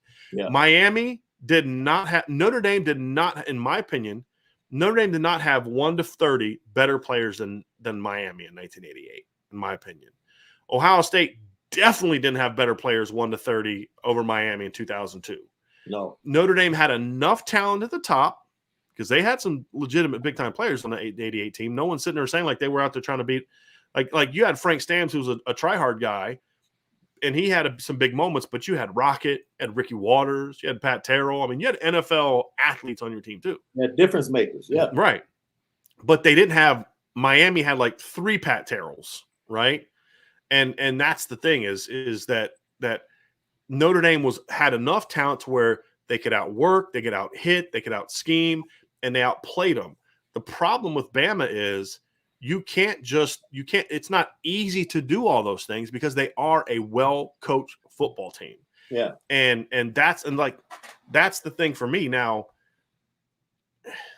And beating them is not this is what's so hard, and it goes back to mentality. You have to play 4 quarters to beat Bama. You're not going to beat them unless you play a full 4 quarters. Right. We've seen teams outplay them for 3 quarters and not get the job done.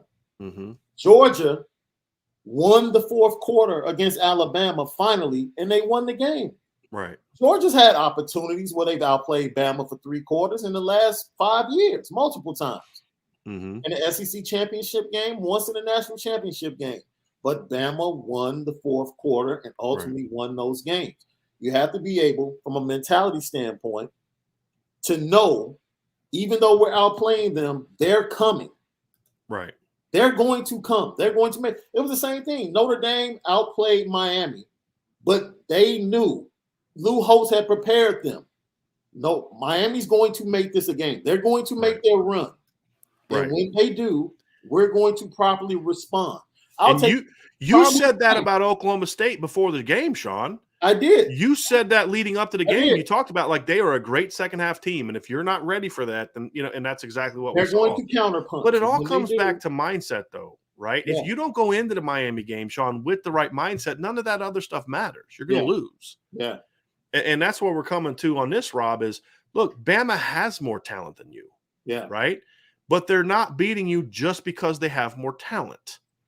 They're beating you because that talent knows how to play the game of football. Yeah. You have to do it better than them in that regard. You have to work harder than them.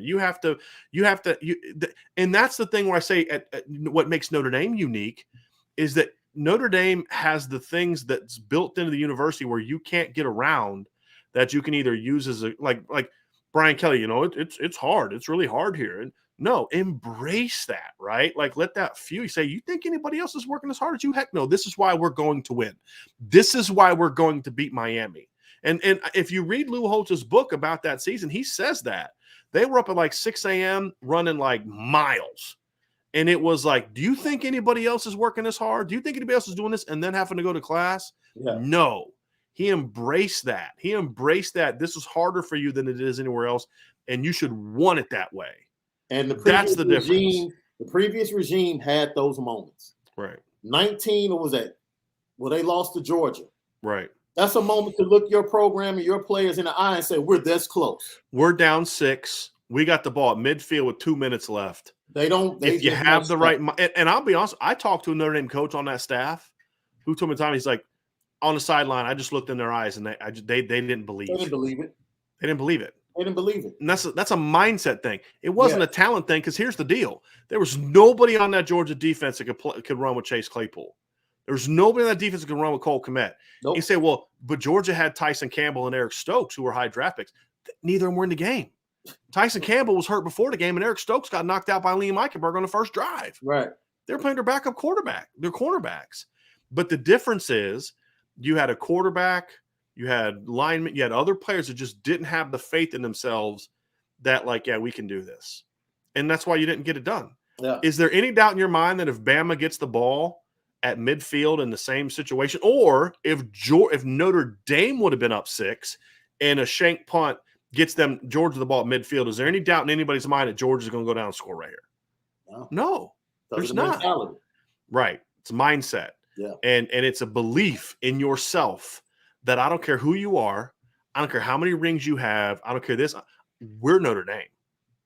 And that's the mindset that Lou Holtz instilled in 1988. That's the mindset that Nick Saban instilled at Alabama. And that's why, because Alabama steps on the field every time they play knowing we're going to beat this team. That they don't always do it, but they believe it, and they feel like they've put in the work to get there. It is not easy being a player at Notre Dame. And when you're extremely talented, I think that's something that gets discredited from extremely talented athletes. The fact that they put in the requisite work. Right. At Bama, they do. Yeah. Yes. They put in the requisite work. Someone like Kobe Bryant, somebody like Michael Jordan, they're up. They're working when everybody else is asleep. They weren't champions just because they were the most talented guy in the room. They didn't just roll out the bed, right, and depend on their talent. Like you said, no, you have to put in the requisite work, and you have to go above and beyond to get to maximize the physical gifts that you have. Right. And we've talked about this in the show before, Sean. In the 1980s, the two best basketball players in the 1980s were Larry Bird and Magic Johnson. Yeah. The thing about both those two guys is, like, nobody outworked those guys. That was the story all the time. Nobody outworked those guys. Yeah. And that's the thing that Notre Dame's got to get to, fellas, and ladies, is they got to get to the point where they are out there every day saying, we're going to work harder than anybody else. Nobody works as hard as we do. Nobody, like every team in the country has to get up at 5 a.m. for workouts. But nobody has to leave that workout and go to calculus class at 8 a.m. And instead of looking at that as like a poor us, woe is me, embrace that. Yeah. And when they do that, and that's what gives me hope about Notre Dame. Okay, Rob said, how about the Duke UNLV 1990 NCAA championship? How about the Final Four game the next year? Same team. Same teams. Yeah. How about Duke and Michigan in 91? Does anyone want to tell me that Duke had better players than Michigan did in 91, 92? No. Duke had experience. They were better prepared, a better coach because they had older players. I mean, with all due respect, Rob, what about Villanova, Georgetown? And it goes Ed Pinckney was the best player for for Villanova. Right. Ed freaking Pinckney. Right. And they beat a Patrick Ewing Georgetown team. I mean, anyone can find examples to kind of back up their point, right? But basketball ain't football, number one, and number two, I could find just as many counterexamples. And if you're going to use Duke UNLV, I would say, hey, Larry Johnson, Stacey Augmon, Anderson Hunt, and Greg Anthony were all on that 91 team too. Say the one that Duke beat, right? Yeah. So, I mean, it's not always about talent. And the most talented team doesn't always win. Everybody on that Duke team will tell you they were scared to death in 1990. Yeah. Mindset. All of them. Yeah. They were like, yo, we were scared to death. Yeah. We had no chance. They came out and ran us off the floor. Yeah. In 1991, we were no longer afraid. Right. And it made the difference. Right. All you want to do is a team like that, you just want to drag them into uncomfortable territory where they've never been. Right. Right. Because they've never been there. They've never been in a 2-point game in the last 2 or 3 minutes. They've blown everybody out. Right. Now, how do you respond? Let's see how you respond to the pressure. And that's a mindset thing. I mean, that's all a mindset thing. And you know, again, Rob, the Michigan game against Duke. It goes back to what I was saying earlier. Yeah. The Fab 5 game against Duke. They came out in the first half, and the talent was undeniable. Michigan had the lead at halftime. Duke was having problems. Yeah. But great coaching and the mindset came out, made adjustments, and the youngsters had nowhere to go once they received resistance to what they wanted to do. Right. Because people didn't know how to handle, you know, their swagger and the athleticism and the length and all. Yeah. And Duke found answers, right? Yeah. So coaching matters, Rob. And look, we're not saying that, like, if Vanderbilt hires the best 11 coaches in college football next year, they're going to beat Alabama. That's not what we're saying. But that's not an issue for Notre Dame anymore. Look, Notre Dame doesn't have this gigantic talent gap that people had 9 guys drafted last year. That's the narrative that everybody wants. Yeah. Notre Dame has 4 to 5 potential first-round picks on their team next year. Let's think about that. I wrote an article about that. You have Isaiah Foskey, Michael Mayer, Brandon Joseph is getting first-round projections next year. Jarrett Patterson came back with the thought of being a first-round pick next year. Yeah. And I've talked to some people in the scouting world that say Cam Hart with a strong 2022 season could be a guy that's in that conversation. Jason Adamiol is in that conversation. You know what I mean? So, like, and let's not act like Blake Fisher is not a future first-round pick, right? Like, there's a lot of elite football players in this football team. Yeah. But they weren't always put in position to be successful. And they weren't always – they didn't have the right mindset. And Rob responds, says, I'm just saying, Brian, it is no guarantee that outworking a team is going to guarantee a win. No one said that. I'm all for mentality, but you win some, you lose some. Who? Rob, you're not arguing with anything. We're not saying Notre Dame's going to win their next 97 straight games if they have the right mentality. This is about being able to get on that big stage and compete for a championship. And right now, they don't have the mentality to compete for a championship. It's like I kind of feel like, Rob, you're now sort of building a straw man up.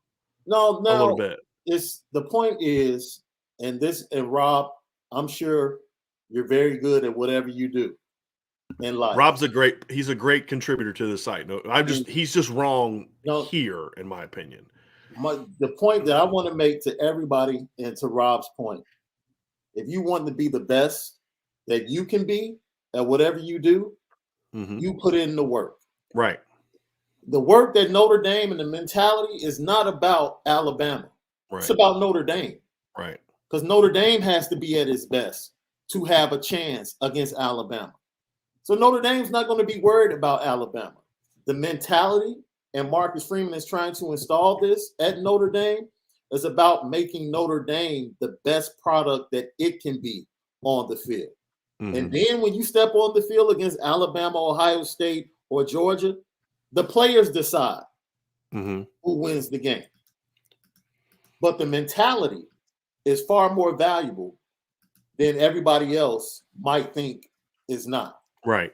There is true value to being able to have a mentality and work ethic. Because there's no guarantee that those things are – because, look, we talk about Notre Dame, Miami. Notre Dame Notre Dame was a great team. Notre Dame was a more talented team in 1989 than they were in 1988, and they lost. Yeah. But they've said it was a different mindset because Coach Holtz was so worried about the penalties and the bad publicity they got for the fight the year before. And he took away some of that mindset, that mentality that allowed them to win that game in 88, and that's what got them beat. So, again, it's not about guarantees. It's about being able to put yourself on that stage to be able to win that game. We could go back in Ohio State in 2014. They didn't have better talent top to bottom than Alabama. They had some elite talent at the top that helped them be competitive, but it was the mindset. It was the toughness. It was the we're not afraid of you mentality. Ohio State was not afraid of Bama in 2014. Clemson in 2016, if you go look at the NFL draft the next few years, it's not close between Alabama and Clemson. No. It's not close. It was Clemson was better at one position. And then Clemson went into that game saying, we're not afraid of you anymore. We're not afraid of you anymore. I would venture to say this, too, because a lot of people don't talk about this. The year they lost the first game, Mike Williams was suspended. The second year that they won, Mike Williams was in that game. He wasn't suspended. He hurt his neck. Oh, he hurt his neck. You're right. Yeah. You're right. Yeah. He was suspended in the second receiver. It was a receiver they had that was suspended. They missed 2 receivers out of their top 4. Deion Kane was suspended. Yeah. Was suspended. And then they came back, and I believe both players were in that game and made a difference. Right. So, it takes talent, and it takes players ultimately to win. But they were not afraid of Bama. They competed without those 2 wide receivers. They weren't afraid of Bama in 15 either. No. And that's the thing is most teams kind of get on that field and they're afraid. Like you watch Oklahoma against Bama in 2018. There was one dude on that field for Oklahoma that thought that they could win that game. That was it. One. It was Kyler Murray. Quarterback. And he was getting pummeled, but he still kept getting up. But the rest, they coach and that was the thing that bothered me about Notre Dame in 2020. Yeah. Notre Dame coached like we can't beat them. We just want to keep it respectable. That's how they coached, in my opinion. Yeah. And no one can tell me otherwise because they played like a team that was just trying to run out the clock. And, it's just they didn't have the mindset like we're not afraid of you. They coached like they're afraid of Bama. and we're just hoping that they don't expose us. The 2018 Notre Dame team on defense, like if the offense had the same mentality as the defense, the 2018 Notre Dame defense was not afraid of Clemson. No. At all, which is why they pretty much shut them down until they had, some injuries stepped in. Some injuries came up. But the Notre Dame offense had a completely different mindset. And same thing with Georgia in 2019. When Georgia got the ball at the end of that game, Georgia was just going to run the clock out. And the Notre Dame defense said, no, you're not. No, you're not. No, you're not. Yeah. Because they had that mindset of, and Clark Lee had instilled in them of, I don't care who you're going against. Right? I don't care who we're going against. We can play with anybody. Mike Elko started that. Clark Lee built that, continued that. I think Marcus Freeman has continued that. We haven't seen that mindset on offense. We just haven't. Yeah, that's what we're waiting on. Right. We're waiting to see that mindset on offense. Right. And I'll offer this to Rob as well. Do you think Toledo outworked Notre Dame? Or had better play, or better players. Right. See, it might not guarantee a win, Brian, but it will guarantee that you're going to compete. It'll allow you to compete. And then at the end of the game, look, to win these games, your player makers have to make plays. I mean, nobody disputes that, right? Like, look, as Clemson wasn't afraid of Alabama, but Alabama still went down the field and scored and took that lead late in the game. Yeah. Right? And, now it's like, okay, what are you going to do? Deshaun went out and made plays. He hit Hunter Renfrow. I mean, they did things they needed to do to make plays. 2018 when they played, you got to make plays. But they made those plays because they had the right mindset. That's where we're coming from.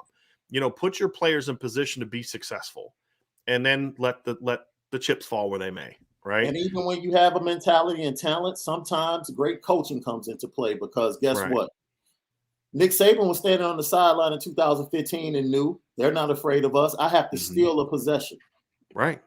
And came up with the onside kick in the fourth quarter to change the game. Like, if I don't steal a possession, they're going to get the ball last. Right. To win this game. Right. So, because they could not stop them. They couldn't stop them. Yep. Could not stop them.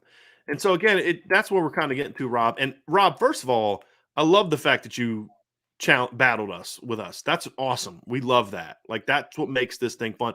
Garen Knudsen with the super chat said, genuinely appreciate the professional, respectful banter in this community.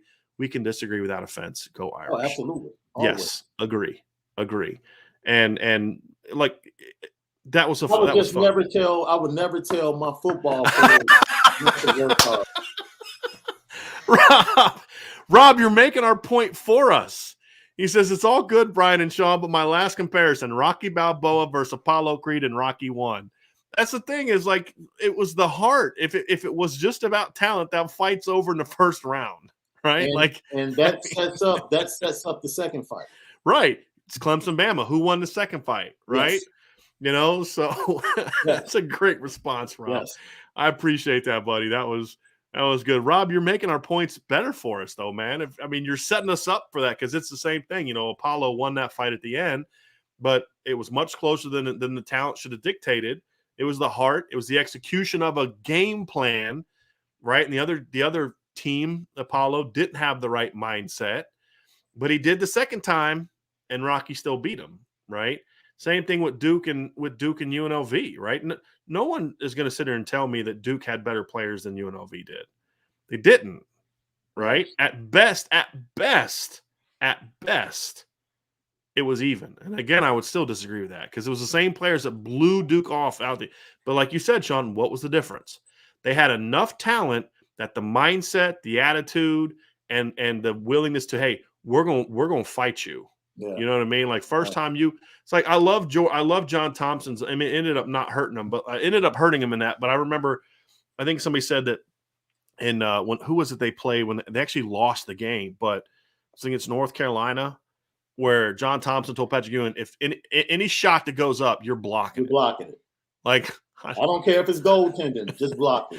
Now that's taking it a little bit too far, but it's about establishing a mindset. And I think that to go back to where, as we kind of wrap up, to go back to where we were where this all came from, it's hard to establish that mindset when you don't have faith in the people that are leading you.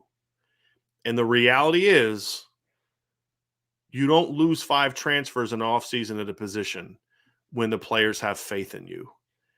you don't play the way that the line played the last couple years, and really especially this past year more so.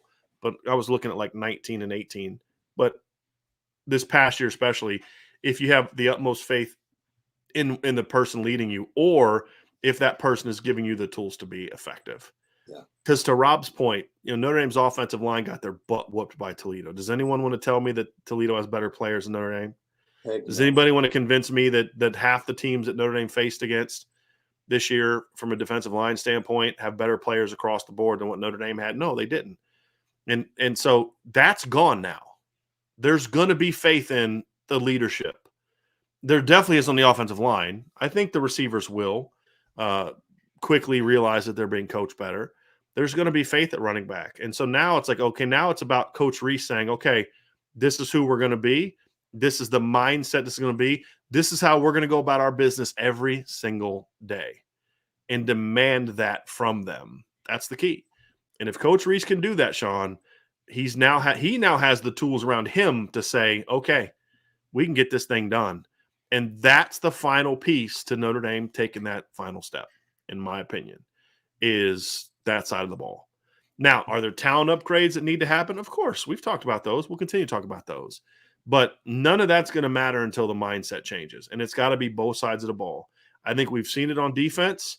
We have it on offense. And once that comes, this is going to be a lot of fun to watch. And it starts at the top. And I'm more confident that that's there now. Head coach, assistants. I think right now we got to see how he finishes off with D coordinator and tight ends, because if he makes the wrong hire at D coordinator, that's going to change some things. Yeah. But so far, I mean, all the hires that we've seen them make have, to me, every single one is like, okay, that's at least you're still where you were. Like with Elson and Lance Taylor. You at least didn't regress. Now let's see if you can be better, because those were two good coaches. But the places where they need to get better, they got better on special teams, they got better at receiver, and they got a lot better on the offensive line. So I'm excited about it, and they're certainly headed in the right direction. So that's going to be it for today's show, Sean. Thank you so much for joining me today. Absolutely. We'll be back tomorrow. We'll have more to discuss. We're going to continue to talk about the team and moving forward. And tomorrow night, Wednesday night, we will have our recruiting show. We are going to break down the secondary commits for Notre Dame in the 2023 class. So before you leave, hit the like button, subscribe to our channel, hit the notification bell, and share our podcast. Check out irishbreakdown.com. We had a huge month last month at Irish Breakdown, and I want to do even better in February. It's going to be hard because it's a shorter month and it's a little bit of a downtime, but that's my challenge to all of you is let's stay locked in. Let's keep this thing rocking and rolling. And if you haven't signed up for the message board, do so. Go to boards@irishbreakdown.com, $4.99 a month or $49.99 for a year. The best deal that you're going to get. And we're not offering you a rate now, pay $1 now, but then next year you're going to pay 10 times that. No, this is what it is. Right. Okay. Tons going on, lots of recruiting stuff, lots of intel. If you would have been on the channel yesterday or on the board yesterday, you would have seen hours before that it was announced that Coach McCullough was the new running backs coach. The writing would have been on the wall for you because you would have seen that update. And that's what you get when you're on the message board. So for Sean Davis, I'm Brian Driscoll. Everybody have a great rest of your day. We will talk to you tomorrow. Same bat time, same bat channel. Thank you so much for listening and joining the Irish Breakdown podcast.